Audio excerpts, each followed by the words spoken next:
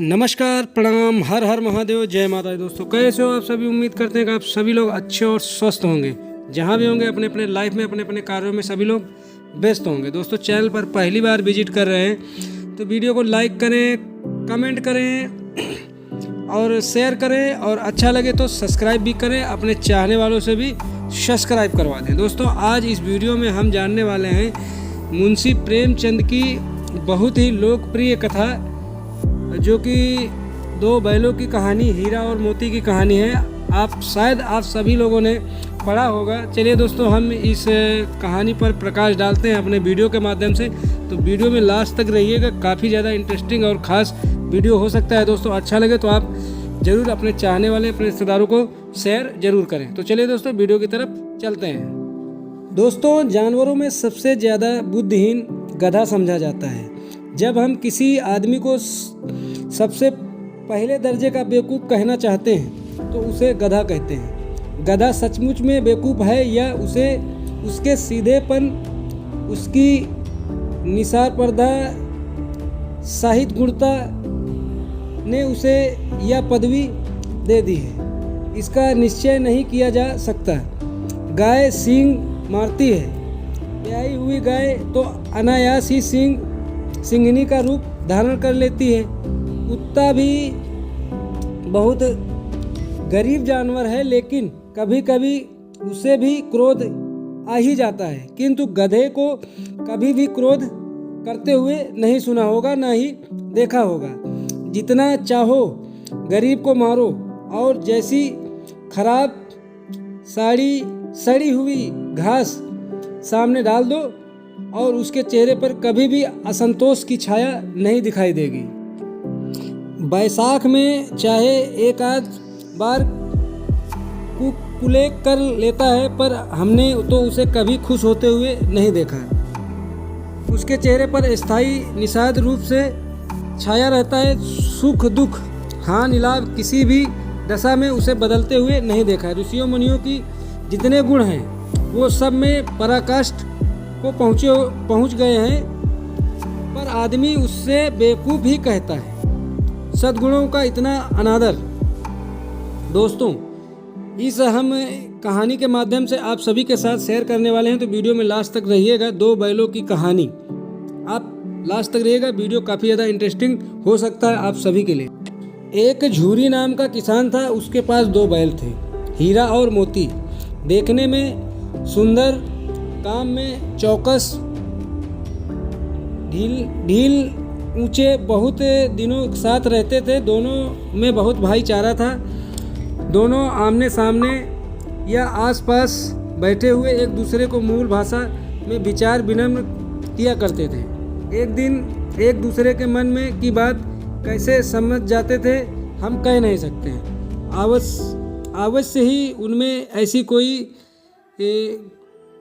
गुप्त शक्ति थी जिसमें जीवों को श्रेष्ठता का दावा करने का मनुष्य विचलित है। दोनों एक दूसरे को चाट कर, सूंघ कर अपना प्रेम प्रकट करते थे। कभी कभी दोनों एक दूसरे से सींग मिला लिया करते थे, विग्रह के नाते से नहीं, केवल विनोद भाव से, आत्मीयता के भाव से। जैसे दोनों में घनिष्ठता होते ही धौल धप्पा होने लगता है। इसके बिना दोस्ती कुछ फुसफुसी है, इनके बिना कुछ हल्की सी रहती है। फिर ज़्यादा विश्वास नहीं किया जा सकता। जिस वक्त ये दोनों बैल हाल ही एक गाड़ी में जोत दिए जाते तो गर्दन हिलाकर चलते, उस समय हर एक की चेष्टा होती कि ज़्यादा से ज़्यादा बोझ मेरे गर्दन पर ना हो। दिन भर के बाद दोपहर या संध्या को दोनों खुलते एक दूसरे को चाट चूट कर अपनी थकान मिटा लेते थे। नाद में खाली भूसा पड़ा जाने के बाद भी दोनों एक साथ उठते, एक साथ खाते और साथ ही बैठते। एक मुंह हटा लेता तो दूसरा मुंह डाल लेता। इतना प्रेम दोनों बैलों में था। संयोग की बात है, झूरी ने एक बार गोई के ससुराल भेज दिया और बैलों को मालूम था कि वहाँ भेजे जा रहे हैं, समझे मालिक ने हमें बेच दिया है। अपना यूं बेचा जाना उन्हें अच्छा नहीं लगा। कौन जाने पर झूरी के साले गया घर तक, गोई को ले जाने में दांतों में पसीना आ गया। पीछे से हाँकता तो दोनों दाएं बाएं भागते, पहिया पकड़कर आगे खींचता तो दोनों पीछे खींचने लगते, मारता तो दोनों सींग नीचा करते। अगर ईश्वर उनकी बाणी दी होती तो झूरी के से पूछते, तुम हमें गरीबों को क्यों निकाल रहे हो? हमने तुम्हारी तो सेवा की है, इसमें हमारी कोई गलती भी नहीं, हमने तो आपकी हमेशा सेवा की है। अगर इतनी मेहनत से काम नहीं चलता है और काम लेना चाहते हैं तो हम काम देने के लिए तैयार हैं, कबूल है हमको। हमने कभी दाने चारे की शिकायत नहीं किया, हमने तो कुछ भी मिला हुआ खा लिया, सर झुकाकर खा लिया।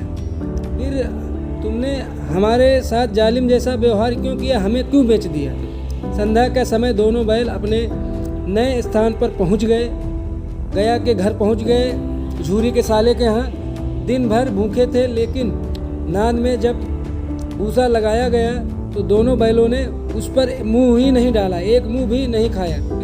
दिल भारी हो रहा था। जिसे उन्होंने अपना घर समझा था वह आज टूट गया। यह नया घर, नया गांव और नए आदमी बेगाने से लग रहे थे। दोनों ने अपनी मूल भाषा में सलाह की, एक दूसरे को कनकियों से देखा और लेट गए। जब गांव में सो गए सभी लोग तो दोनों ने जोर मारकर पगहा तोड़ डाला और घर की तरफ चल दिए। पगहे बहुत मजबूत थे, अनुमान ना हो सकता था कि कोई बैल उनको तोड़ सकता है, पर इन दोनों ने अपनी दूनी शक्ति लगाई और पगहा को तोड़ दिया और गांव की तरफ चल गए। प्रातःकाल सोकर उठा झूरी तो दोनों बैलों को चरनी के पास खड़े देखा। दोनों की गर्दनों में आधा आधा गराव लटक रहा था, घुटने तक पाँव में कीचड़ पाँव तक भरा हुआ था और दोनों की आंखों में विद्रोह स्नेह झलक रहा था। झूरी दोनों बैलों का स्नेह देखकर गदगद हो गया और दौड़कर उन्हें गले लगा लिया। प्रेमालिंगन और चुम्बन का यह दृश्य बड़ा ही मनोहर था। घर के और गांव के लड़के जमा हो गए और तालियां बजा रहे थे, उनका स्वागत करने लगे। गांव के इतिहास में यह घटना अद्भुत हो गई और दोनों ही महत्वपूर्ण थी। बाल सभा में निश्चय किया गया कि दोनों पशु वीरों का अभिनंदन के पात्र देना चाहिए। कोई अपने घर से रोटियां लाया, कोई गुड़, कोई चोकरा, कोई चूनी। गांव के एक सदस्य ने कहा, ऐसे बैल तो किसी के पास न होंगे। दूसरे ग्रामवासी ने समर्थन किया। इतनी दूरी से दोनों बैल अकेले चले आए। तभी गांव के तीसरे सदस्य ने बोला कि यह बैल नहीं, ये उस जन्म के आदमी हैं। दोस्तों, इसी तरह से कहानी देखने के लिए, समझने के लिए, सुनने के लिए हमारे चैनल को अभी सब्सक्राइब कर लें आप, और वीडियो को लाइक करें। आप कमेंट करें, जो भी हमसे गलती होता है अगर कमेंट करें उसको हम सुधारने की कोशिश करेंगे, सुधारेंगे। दोस्तों, आप हमें सपोर्ट करें, आपकी सपोर्ट की हमें पूरी ज़रूरत है। हम उम्मीद करेंगे कि आप हमें सपोर्ट करेंगे, लाइक करेंगे, कमेंट करेंगे, सब्सक्राइब करेंगे और शेयर भी करेंगे। तो चलिए दोस्तों, इसी उम्मीद के साथ इस वीडियो को ख़त्म करते हैं। आप खुश रहें, आपका परिवार खुश रहे, आपके मम्मी पापा खुश रहें। दोस्तों, आप खुश रहेंगे तो सब कुछ होने वाला है। तो चलिए दोस्तों, नमस्कार, प्रणाम, जय हिंद, जय भारत।